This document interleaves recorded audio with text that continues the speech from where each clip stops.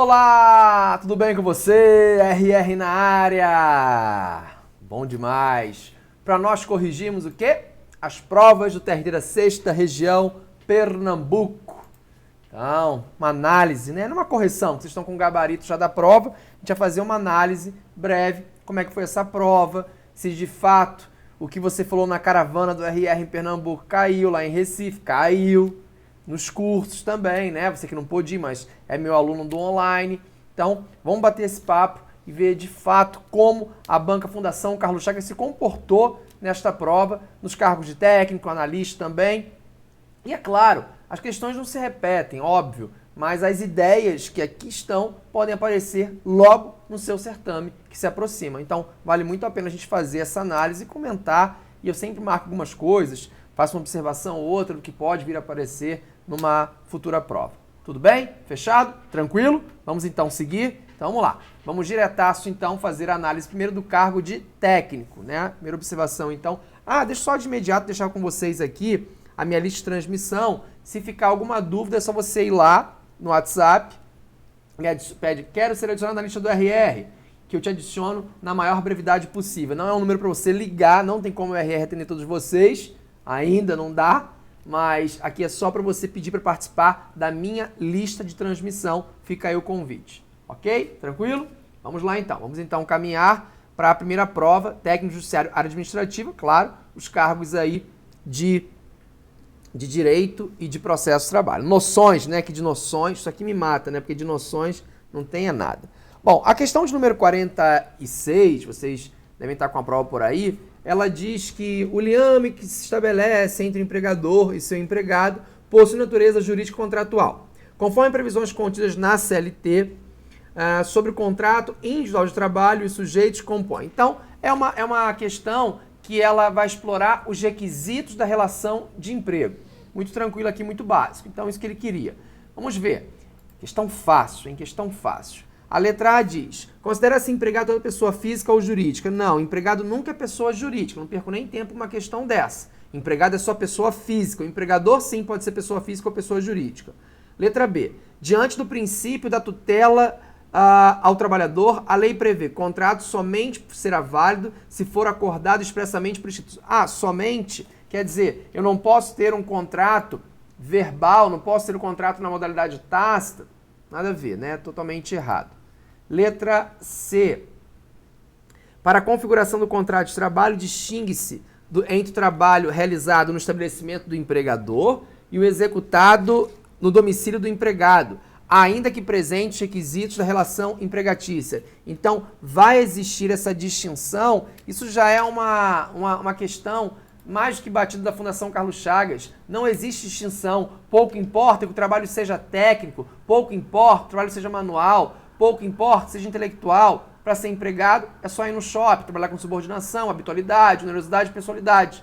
Bem como o local da prestação de serviços não é um requisito que vai caracterizar a relação de emprego. Então, letra C, nem sonho.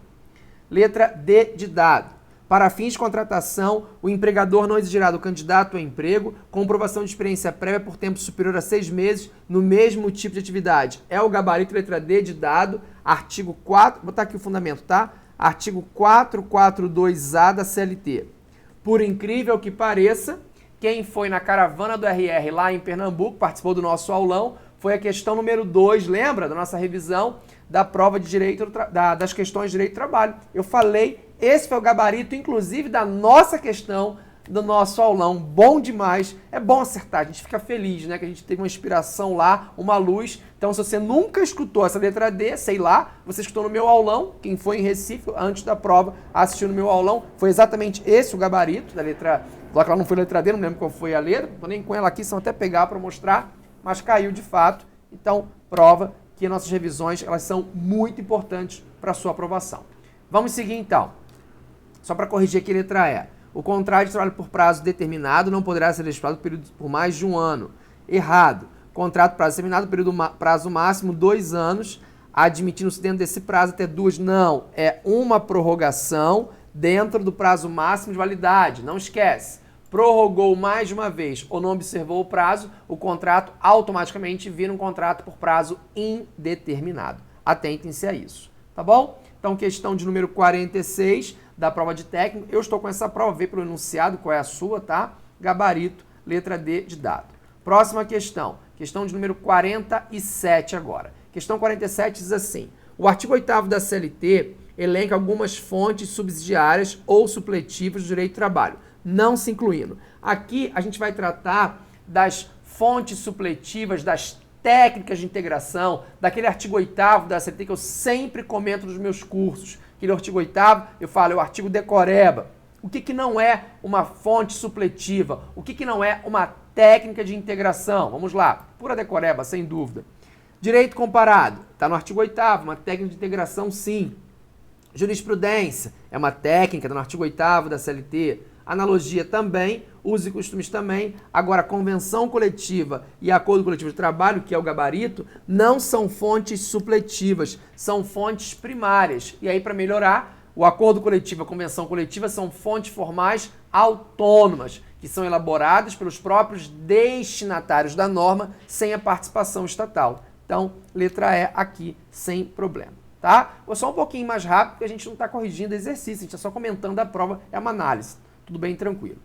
A próxima questão que vocês fizeram foi a questão de número 48, que fala sobre a situação do grupo econômico e sucessão de empregadores, sucessão trabalhista. Nesse caso, a letra A dizia assim: a mera identidade de sócios caracteriza o grupo econômico. Não caracteriza. A mera identidade dos sócios, artigo 2º, parágrafo 3º da CLT, não caracteriza grupo econômico. Letra B. A empresa principal será responsável subsidiária em relação às subordinadas, em caso de formação de grupo econômico para os efeitos da relação de emprego. Não tem nada a ver, não tem essa previsão. A responsabilidade do grupo econômico, para início de conversa, é uma responsabilidade solidária. Artigo 2º, parágrafo 2º da CLT. Todas as empresas pertencentes ao grupo econômico respondem de forma solidária pelos créditos trabalhistas. A letra B está errada. Letra C. Caracterizada a sucessão empresarial ou de empregadores, as obrigações trabalhistas contraídas à época em que os empregados trabalhavam para a empresa sucedida continuarão por conta desta. Não, a empresa sucedida está fora. Se eu tenho uma sucessão trabalhista lícita, válida, quem vai ser responsabilizado pelo presente, né, futuro e também pelo passado é o sucessor. O sucedido não. O sucessor é que será responsabilizado. Sucessão trabalhista, artigo 10, combinado com o artigo 448 da CLT. A letra C está errada. Letra D de dado. Se uma ou mais empresas estiverem sob a direção, controle ou administração de outra, de forma que integram grupo econômico, serão responsáveis solidariamente pelas obrigações decorrentes da relação de emprego. Está certíssimo. Grupo econômico, responsabilidade solidária, fundamentação, artigo 2º, parágrafo 2º da nossa CLT. E a letra E. O sócio retirante responde subsidiariamente com os demais sócios quando ficar comprovada fraude na alteração societária decorrente da modificação do contrato. Cuidado, nesse caso ele responde de forma solidária, é o artigo 10A da CLT. Responsabilidade, parágrafo único, né? É bom colocar também. Responsabilidade aqui, ela é uma responsabilidade solidária. Cuidado para você não cair em casca de banana. Fechou? Beleza? Vamos então direto para a questão 49. É só uma análise. Vamos juntos aqui. Questão 49 diz assim: o requisito essencial, previsto em lei para caracterizar uma relação como sendo de emprego e que não precisa se verificar em qualquer relação de trabalho é muito fácil isso daqui. Letra A, exclusividade, não. Ausência de onerosidade, não. Onerosidade é um requisito. Subordinação jurídica, perfeito, é o gabarito letra C. Boa-fé contratual objetiva, não. Autonomia privada coletiva, não. É o SHOP, para a quarta relação de emprego, é o SHOP. É trabalhar com subordinação, habitualidade, onerosidade e pessoalidade. Quem foi na nossa revisão de véspera, a primeira questão que eu massacrei lá, lembra? Logo de cara, SHOP. Tá aí o SHOP. O SHOP caiu. Sempre cai. Sempre cai. Questão de número 50, sem dificuldades, a 49, foi letra C, 50. Torna a vigência seu contrato de trabalho com a empresa Delta Produções, vem descumprindo o regulamento da empresa que proíbe o ingresso de pessoas, exceto se protegidas por equipamentos de segurança no laboratório da empresa.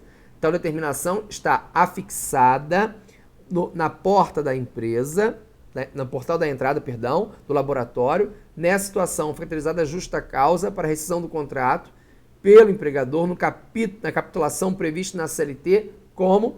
Então, se o TO, na vigência, não cumpre o que está num regulamento, o que está fixado no portal da empresa, sei lá, no mural da empresa, não importa. TOR está descumprindo uma norma direta, específica para ele? Não.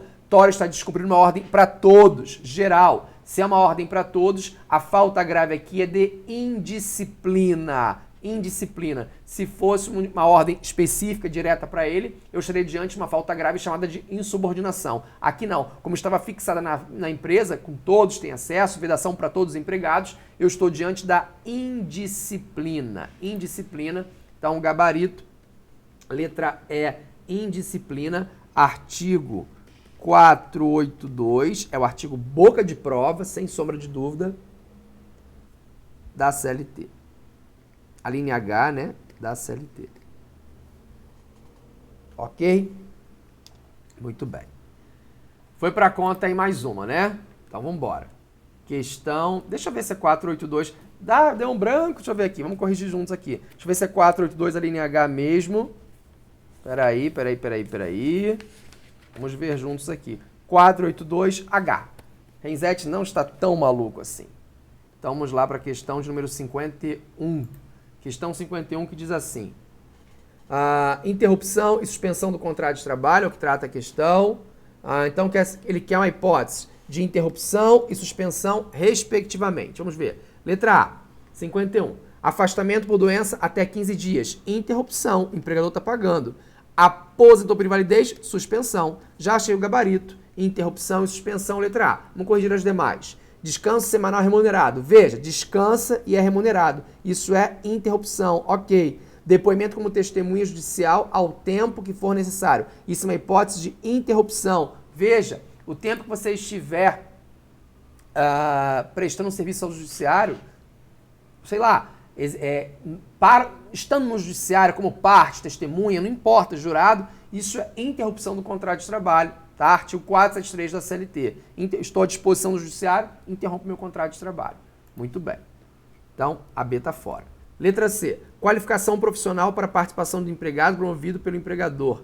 Isso é suspensão, é o artigo 476A da CLT, e férias é o sonho de todos, interrupção do contrato. Letra C está fora. Letra D. Dizem que estiver realizando exame de vestibular para ingresso no ensino superior. Interrupção. Licença paternidade, interrupção. Ele quer interrupção e suspensão. Letra E. Encargo público não obrigatório. Se é um encargo público não obrigatório, cuidado com isso, tá? Cuidado com isso. Na verdade, geraria até a extinção do contrato. Se vai ser um encargo público não é obrigatório, quando é encargos públicos, está lá, suspende o contrato. Muito ruim a letra E, hein? Volta aqui. Doação de sangue voluntária. Aí não teria nem como errar, porque aí seria uma interrupção. A gente quer interrupção e suspensão. Ok? Então, gabarito, sem medo de errar aqui dessa questão, foi a letra A, tá certinho. Estou até checando aqui, porque tive acesso às provas, até num dia que saiu, mas estava atualizando o livro, organizando um curso para vocês, então por isso demorei um pouquinho, mas cheguei para corrigir. Fica tranquilo que eu não vou deixar você na mão. 52 fala assim, em relação ao instituto jurídico denominado aviso prévio, as normas da CLT estipulam que, em relação ao aviso prévio, vamos ver aqui, a parte que, sem justo motivo, quiser rescindir o contrato por prazo determinado, deverá avisar a outra da sua resolução com descendimento de 30 dias. Certo ou errado? E aí? Certo ou errado? A parte que quiser rescindir o contrato por prazo determinado é exceção. Indeterminado. O aviso prévio é um estudo típico dos contratos por prazo indeterminado. No contrato a termo, no contrato por prazo determinado, não existe o agente surpresa. Eu sei quando começa e eu sei quando finda esse contrato. Salvo se o contrato por prazo determinado contiver a chamada cláusula assecuratória do direito recíproco de rescisão. Só aí que eu vou pensar em aplicar o aviso prévio. Mas, regra geral, não. A está fora. B de bola. O horário normal de trabalho do empregado durante o prazo do aviso e se a rescisão tiver sido promovida pelo empregador, será reduzida a 2 horas diárias sem prejuízo do salário integral. Muito bom. 52, letra B de bola. Só não esquece ainda que tem os 7 dias corridos também. É possível os 7 dias também, tá? Artigo 488, parágrafo único. Deixa eu colocar aqui isso melhor. Tá, ficou feio aqui. Deixa eu só pegar minha borracha. Que aí eu puxo aqui e coloco a fundamentação para você. Então, além dos 2 dias, tem também os 7 dias. Artigo 488, parágrafo único da CLT. Bem melhor. Letra C. Será proporcional pela metade da despedida indireta, salvo se houver ajuste em contrário. Não. Se eu estiver falando em rescisão indireta, o que é rescisão indireta? É quando o empregador comete a falta grave, uma das faltas capituladas no artigo 483 da CLT. Se for rescisão indireta, o aviso prévio será integral, nada de metade, isso é bobagem. Letra D. A falta do aviso prévio por parte do empregador dá ao empregado direito aos salários correspondentes do prazo do aviso, sem a integração do período do seu tempo de serviço. Errado. O período do aviso prévio é como se o contrato tivesse existido. O contrato não encerrou, existe uma expectativa de término. Então, o período do aviso prévio será computado para todos os efeitos legais. O período do aviso prévio será computado para todos os efeitos legais. E letra E. O empregado que cometer falta grave por desídia, considerada como justa para a rescisão durante o prazo do aviso prévio, não perde direito ao restante do respectivo prazo. E aí? Se foi falta grave, claro que perde. Se o empregado comete uma falta grave no curso do aviso prévio, ele não ganha nada, nada. No aviso prévio, repito, o contrato não acabou. A gente tende a rejeitar essa informação, mas não acabou. Por isso, letra B de bola. Próxima questão número 53. Vamos lá. É só análise bem rápida, tá? Papum aqui para você. 53. Para a proteção do trabalho da mulher, a lei prevê que a empregada grávida tem estabilidade no emprego. Estabilidade. Quem foi na revisão de véspera viu que eu falei de estabilidade e garantias provisórias no emprego. E eu falei da estabilidade da gestante. Falei também da licença maternidade para não confundir. Lembra? Eu falei. Então, 53, o gabarito qual foi? Foi letra C. A letra A fala da concepção até 120 dias. Não, você não pode confundir isso. A estabilidade da gestante, ela vai desde a confirmação da gravidez até 5 meses após o parto. Essa é a estabilidade da gestante. Repito. Artigo 10 do ADCT, desde a confirmação da gravidez até 5 meses após o parto. A licença maternidade é diferente. Era de 120 dias. Então, letra A foi pro ralo aqui. Deixa eu botar aqui. B de bola. Da confirmação da gravidez até 180 dias. Não tem essa previsão. Letra C. Da confirmação da gravidez até 5 meses após o parto. Letra C é o gabarito, nós já vimos isso daí. Letra D, da comunicação da gravidez ao empregador até, primeiro, que pouco importa se o empregador conhece ou não o estado gravídico da empregada. Isso não afasta a estabilidade provisória do emprego. Não tem que o empregador conhecer o estado gravídico, isso não existe. E letra E, de 13 meses considerados licenças... Vixe, nem perca tempo com isso. Confirmando, então, aí na questão de número 53, gabarito, letra B. Letra C de casa, perdão. 53, letra C de casa. Tá, muita coisa na cabeça aqui. 54, a análise dela, vamos embora. 54 fala o seguinte, em consonância com o regramento constitucional da CLT, constituído na CLT, aí fala, categoria... isso é decoreba pura, essa 54. Diz lá, categoria econômica é aquela constituída de similitudes, condições de vida, oriunda da profissão ou trabalho em comum, em situação de emprego, na mesma atividade econômica ou em atividades econômicas similares ou conexas. Isso é categoria profissional, isso não é categoria econômica. Categoria profissional. Letra B. Constitui objeto ilícito de convenção coletiva de acordo coletivo de trabalho, exclusivamente a supressão ou redução do direito de igualdade jurídica entre trabalhador com vínculo empregatício permanente e o trabalhador avulso. É o gabarito B de bola, é uma das vedações, está no artigo 611b, artigo boca de prova, inciso 25. Esse é um artigo em boca de prova. Tanto 611b quanto 611A da CLT que fala aí o inverso. Volta lá. Letra C. Categoria profissional diferenciada é aquela que se forma da solidariedade de interesses econômicos dos que empreendem atividades idênticas, similares ou conexas. Aí não, né? Aqui, ó, eu leio o artigo 511, parágrafo 3º. Vê se é profissional mesmo, se é econômico, vê se não existe outra. Você decora a minha. Artigo 511, hein? Leitura nele. D de dado. A contribuição sindical é devida por todos aqueles que participarem de uma determinada categoria econômica ou profissional ou de uma profissão liberal, em favor do sindicato representativo da mesma categoria profissional. O que a banca tenta fazer aqui, é até um crime, é tentar te enrolar achando que isso aqui é uma novidade. Não, isso aqui não é novidade. A contribuição sindical, ela já existia, não é novidade com a reforma. Agora tem que ter lá o consentimento expresso do empregado, como diz a lei. Não pode sair descontando, isso não existe. Bobeira. Vamos lá. E letra E.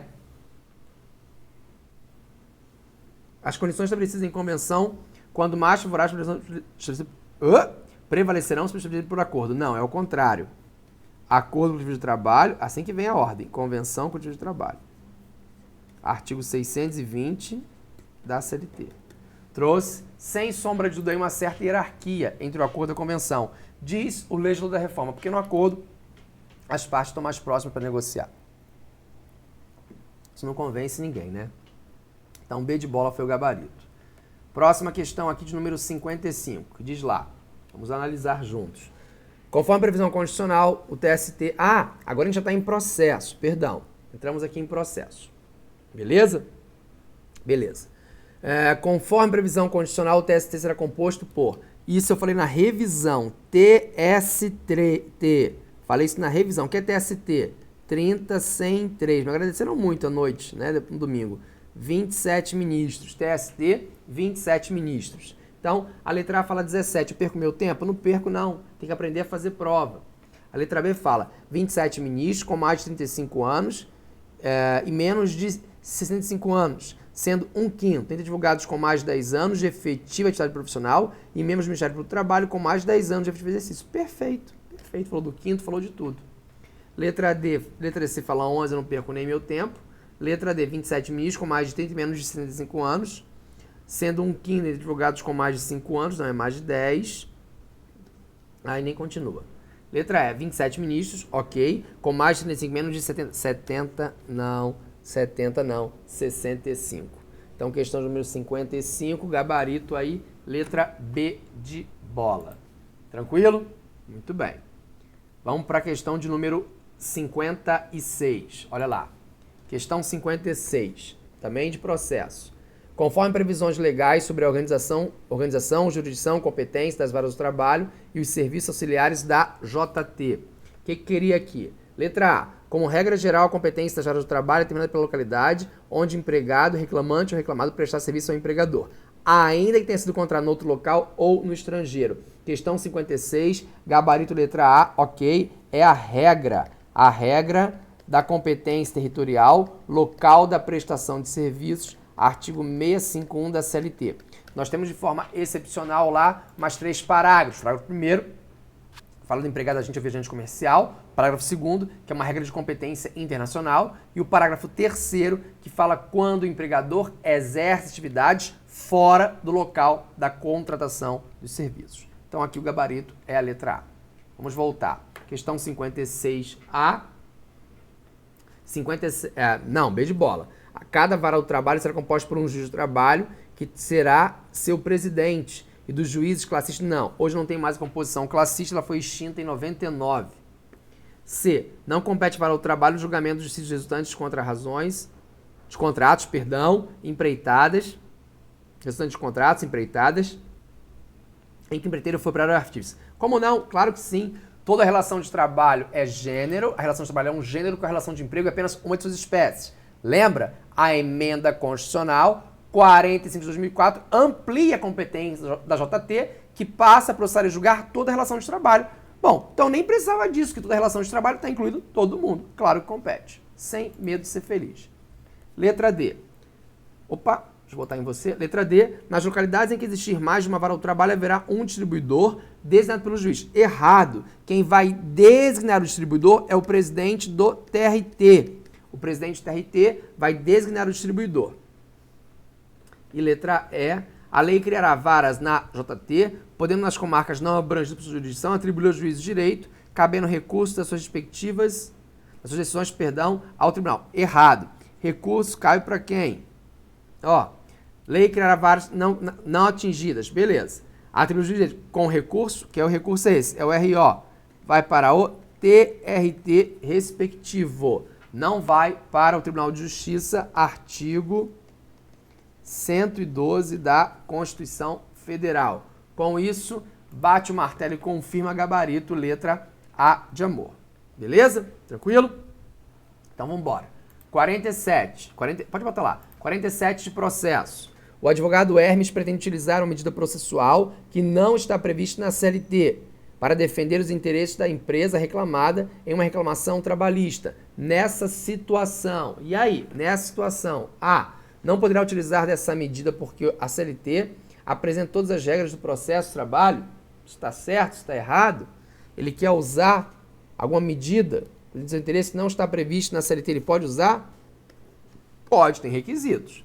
B. Somente poderia se valer da medida processual estranha à CLT se estivesse na defesa dos interesses do empregado em face do princípio de proteção do trabalhador. Não, errado. Somente aí mata mesmo. Poderia utilizar a medida processual prevista no Código de Processo Civil apenas na fase de execução da sentença, porque na fase de conhecimento deve-se valer apenas as regras contidas na CLT. Não é bem assim. Letra D. Nos casos omissos, o direito processual comum será fonte subsidiária do direito processual do trabalho, exceto naquilo em que forem compatíveis com as normas e disposições do processo judiciário do trabalho. E aí, certo, errado ou não sei? 57, sem medo de errar, gabarito letra D de dado. Veja, artigo 769 da CLT. Eu posso dar o processo comum? O CPC, por exemplo, diante da omissão na CLT? Posso.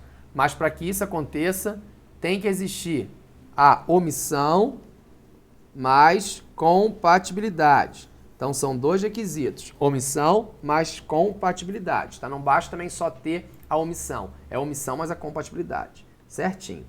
A letra E fala, poderá utilizar em qualquer regra o direito processual comum? Em qualquer regra, não. Qualquer fica muito vago. Então, questão 57, letra D de dado. Se eu não estou falando em recurso, nem vou chiar com você. Por enquanto, se alguém viu, algum professor entende, por enquanto, já vimos a prova de direito do trabalho, agora estamos de processo de técnico. Não vejo, não vislumbro nenhuma possibilidade de acordo. Questão 68. A padaria Doces Sonhos foi acionada em uma reclamação trabalhista por seu ex-empregado Zeus, que postulou seu pagamento de indenização por danos morais no valor de R$2.000 na audiência una realizada. Letra A. Na audiência una realizada, poderão comparecer acompanhados de respectivos advogados sob pena de adiamento para outra sessão. As partes deverão comparecer com o advogado? Deverão não, porque eu tenho no processo de trabalho o princípio do ius postulante. As partes, artigo 791 da CLT, tanto o reclamante quanto o reclamado, podem postular sem advogado e acompanhar as suas reclamações até o final. Não esqueça disso. Aí tem limitação súmula 425, enfim, depois a gente fala. Letra B. Ausente a parte reclamada, ainda que apresente seu advogado na audiência, não serão aceitos contestação os documentos eventualmente apresentados, sendo aplicada a revelia. Errado. São aceitos sim. Temos essa inovação agora introduzida pela reforma trabalhista. Letra C. É permitido ao empregador fazer substituir pelo gerente ou qualquer outro preposto que não precisa ser empregado da parte reclamada. Tenha conhecimento do fato que as declarações, obrigarão o proponente. Perfeito, é isso aí mesmo em relação ao preposto. O preposto não precisa mais ser empregado do reclamado, só acabou com o advento da reforma trabalhista. Letra D, D de dado. Caso o juiz não tenha comparecido até 30 minutos após a hora... 30 minutos não, 15 minutos é a tolerância ou atraso na audiência para o juiz. Lembre-se, recordar e viver, não vim só dar recado, é uma análise com uma revisãozinha de flash, rápido. Não existe essa tolerância de atraso para as partes, ela é limitada para o juiz. Artigo 815, parágrafo único da CLT. Letra E. O juiz manterá a ordem nas audiências, mas não pode mandar retirar do recinto os assistentes que perturbarem. Como não pode retirar? Claro que pode retirar. Esse é o poder de polícia do juiz na audiência. A audiência é pública, todo mundo pode entrar. Mas se estiver lá perturbando, rindo de gracinha, de bobeira, o juiz pode me retirar sem nenhum problema. Gabarito, letra C de casa. Questão 59. O que fala a questão 59? Conforme previsões contidas na CLT, em relação aos dissídios individuais trabalhistas que tramitam pelo rito sumaríssimo. Ah, eu disse na revisão, lembra? Eu falei, eu aposto a vida de fulano lá no aulão, não me lembro o nome. Apostei a vida de muita gente que procedimento sumaríssimo fosse cair. Aí uma menina estava na frente e falou assim, eu aposto a sua, professor. Eu falei, pode apostar que eu vou ganhar. Ganhei, viu? E não morri, tô aqui. Então vamos embora. O que tem de sumaríssimo pra gente marcar aí? Letra A diz assim, o valor da causa não poderá exceder a 20 vezes, 20 não, isso está batido já, 40 vezes. Incumbe ao autor a correta indicação do nome e endereço reclamado, devendo ser feita a citação por edital, se não houver indicação. Não existe citação por edital no procedimento sumaríssimo. Não cabe citação por edital no procedimento sumaríssimo. Cabe ao reclamante indicar o nome e o endereço correto da reclamada. É claro, só para subir um pouco o nível, essa regra se aplica para a fase de conhecimento, o que não alcança a fase de execução. Na fase de execução, mesmo o processo sendo do procedimento sumaríssimo, caberia sim a citação por edital. Letra C. Serão decididos em 5 dias todos os incidentes e exceções que possam interferir no prosseguimento da audiência e do processo, sendo que as demais questões serão resolvidas na sentença. Certo, errado ou não sei? Essa está errada. Por quê? Não tem nada de 5 dias. É procedimento sumaríssimo, apresentado no documento, a outra parte se manifesta de imediato. Só se existir um excesso de laudos, de documentos, a critério do juiz, ele poderia fracionar a audiência. A critério do juiz. Letra D. Estão excluídos do procedimento sumaríssimo as demandas em que é parte a administração pública direta, autárquica, já é uma questão velha. Eu bati isso no aulão de véspera também. Lembra? Eu gritei no seu ouvido. Quem está fora do sumaríssimo? A administração pública direta, autárquica e fundacional. E quem é a administração pública direta? União, estados, DF, municípios, autarquias e fundações públicas estão fora do sumaríssimo, o que não alcança a empresa pública e a sociedade de economia mista, que são pessoas de direito privado. Essas estão dentro do sumaríssimo. Então, cuidado na sua prova. Quem está fora do sumaríssimo? A administração pública direta e indireta? Errado. A administração pública direta, autárquica e fundacional. Não esqueçam disso. Vamos voltar lá. Letra E. As testemunhas, até o máximo de 3 para cada parte, como regra, serão intimadas para comparecer à audiência. Até o máximo de duas. Eu estou no procedimento sumaríssimo. No sumaríssimo, até 2 testemunhas para cada parte. Duas. Falei isso em prova também. É bobeirinha, mas cai bastante. Letra D. Cadê? Não, letra A. Peraí, qual é o gabarito? Ah, olha aqui, presta atenção. Volta aqui, por favor. Volte, por favor. Isso que eu gosto de corrigir com vocês.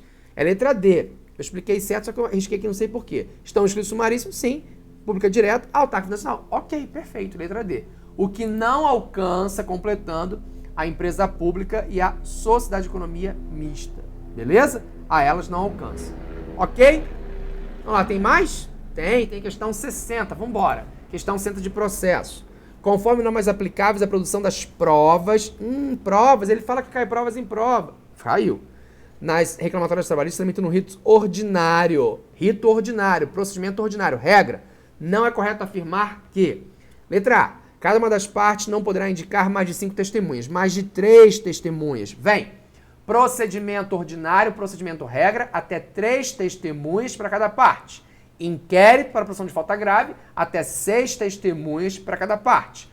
Procedimento sumaríssimo, até 2 testemunhas para cada parte. Ordinário, 3. Sumaríssimo, 2. Inquérito, 6. Se errar, não me conta. Você não vai errar.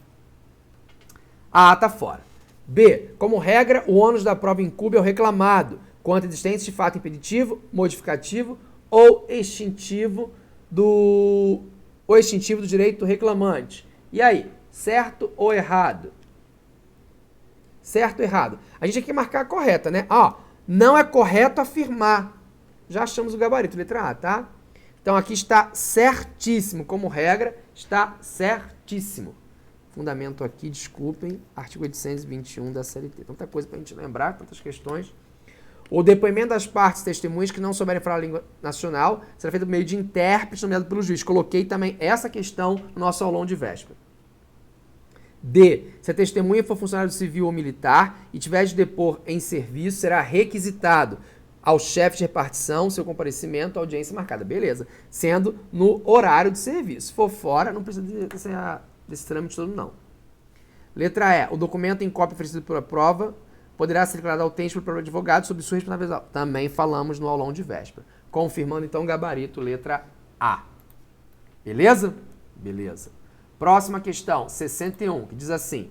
Diana ajuizou reclamação trabalhista requerendo pagamento de horas extras sonegadas por sua empregadora, que é a empresa Delta. A sentença julgou procedente seu pedido e, inconformada com a decisão de primeiro grau, a reclamada resolveu recorrer. Entretanto, não efetuou o depósito recursal e não recolheu as custas processuais devidas, razão pela qual, por falta de preparo, o seu recurso não obteve processamento. Neste caso, o recurso cabível para a reclamada é... Qual é? Vamos lá, recordar a viver. Nega segmento, agravo de instrumento. Nega segmento, agravo de instrumento. Trancou o recurso, negou segmento, recurso cabível, agravo de instrumento. Agravo de instrumento, já sabia já. Gabarito, pode marcar aí para ser feliz. Agravo de instrumento, gabarito B de bola. Reisete, mas está errado, porque o reclamado não recolheu. A questão não está perguntando qual vai ser o resultado em relação a esse agravo. Não está perguntando isso. Está perguntando qual recurso cabível. E o recurso é o agravo de instrumento. Quer esteja certo, quer esteja errado. É possível? É possível sim. Volte lá. 62. Em relação à execução trabalhista. O que fala em razão da execução trabalhista vigente? Letra A. Será promovida pelas partes, permitida a atuação de ofício do juiz, ainda que as partes estejam assistidas por advogado. Está errado. Só vai ter a manifestação do juiz se as partes não estiverem com advogado diante aí do princípio do ius postulante, tá bom? Volte lá. B. Requerida a execução, o juiz mandará expedir mandado de citação do executado, a fim de que proceda ao pagamento em dinheiro, inclusive de contribuições sociais da União, em 5 dias. 5 dias nem a pau. 48 horas. 48 horas. Se a parte que letrar, vocês entenderam, né? Se a parte, então, tem um advogado, o juiz não pode pronunciar de ofício. Letra C. Garantida a execução ou penhorado dos bens, será executado no prazo de 15 dias. 15? 5 dias. Embargos à execução, impugnação à sentença de liquidação, prazo 5 dias, artigo 880 da CLT. Não é vinheta agora não, volte aqui. Letra D. A matéria de defesa dos embargos de execução será restrita às alegações de cumprimento da decisão ou do acordo, quitação ou prestação de dívida, não cabendo produção de prova testemunhal. Cabe sim, o juiz poderá determinar, é critério do juiz, essa produção de provas, pode ter uma audiência, é cabível, totalmente cabível. Letra E agora, né? Letra E. Letra E diz assim, o executado que não pagar a importância reclamada poderá garantir a execução mediante depósito da quantia correspondente, atualizada e acrescida de despesas processuais. A apresentação de seguro garantia judicial ou nomeação de bens a penhora, observada a ordem preferencial e estabelecida na Lei Processual Civil. Certíssimo. Letra E, perfeito. Artigo 880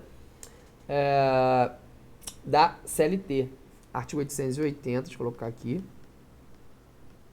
da CLT. Perfeito. Beleza? Acertou essa aí na hora da prova? Não agora, que está relaxado, na hora da prova. Acertou? Então tá. Vamos lá. Questão 63. Quanto ao processo do trabalho, conforme a jurisprudência sumulada. Cobrou súmula para o técnico? Cobrou. Cobrou sim, eles cobram.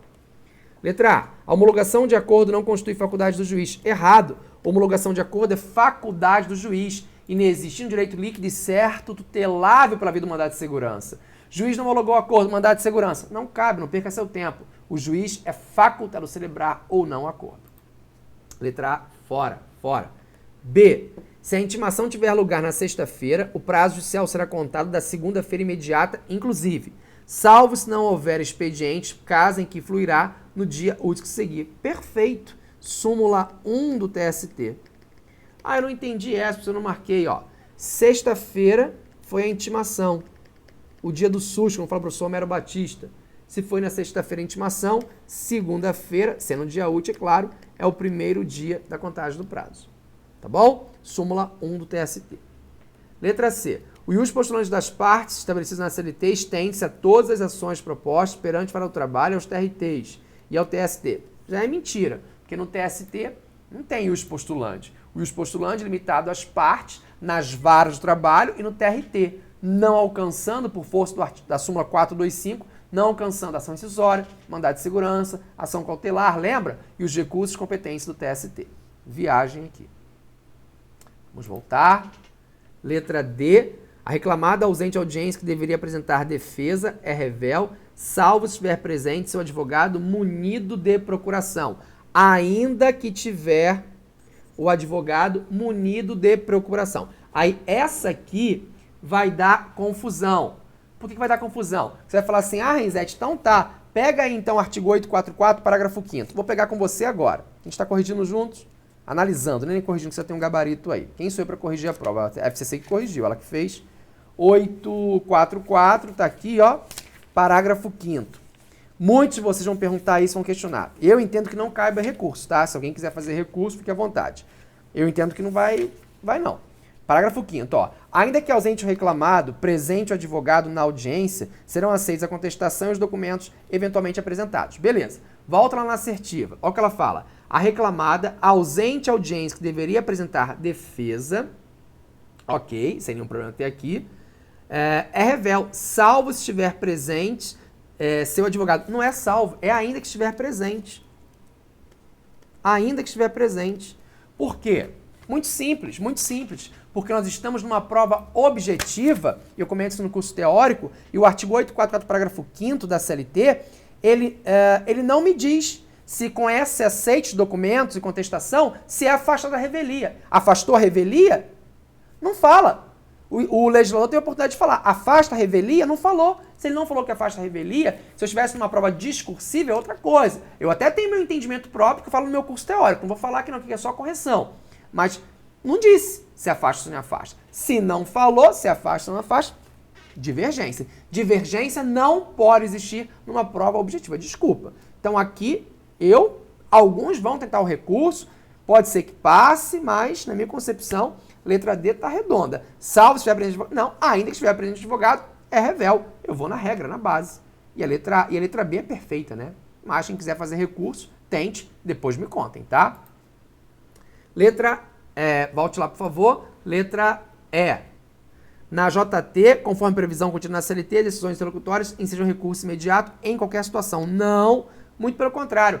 As decisões interlocutórias no processo de trabalho são irrecorríveis de imediato. Só vou recorrer de forma interlocutória de forma excepcional. Lembra da súmula 214 do TST? Principalmente a linha C, quando diz acolhe a exceção e remete saltos para outro TRT, aí era uma decisão interlocutória, caberia o RO de imediato. Mas isso é exceção. Ufa! Com isso concluímos a correção da prova de técnico, tá? Vou fechando esse videozinho aqui e logo aqui embaixo no YouTube eu venho com outro para corrigir as provas de analista. Fico te esperando. Ah, não esquece, cadê o like do RR aqui? Você gostou? Quer que eu volte para corrigir as outras provas? A sua prova também, quando o seu concurso sair? Então dá um likezinho aqui e vai lá, me segue no Instagram, @profrenzetti, e visita o meu site, rogeriorenzetti.com.br, www, ninguém mais usa www, né? rogeriorenzetti.com.br, visita o meu site, tem muita novidade e tem um curso especial para você lá. Não esqueça nunca, trabalho não dá trabalho. Tchau!